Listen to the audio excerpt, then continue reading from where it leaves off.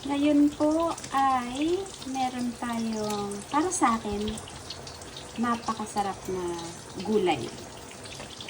Ginataang kalabasa na may okra, sitaw, syempre maraming kamatis at sibuyas. Tapos, konting-konti lang po yung sabaw natin. Hindi naman siya konting-konti, I mean.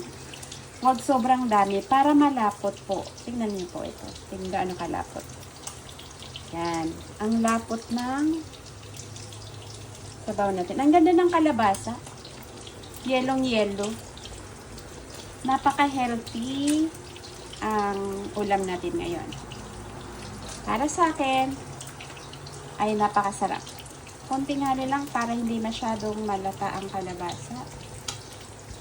Yan. So, yan po.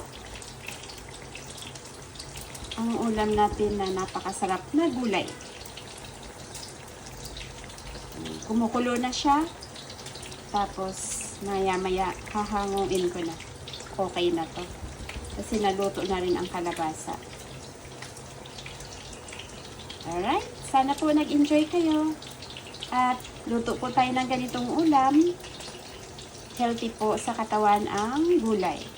Gulay is, for me, life. Vegetable is life. Kung sinabi ng iba, kilay is life, for me, vegetable is life.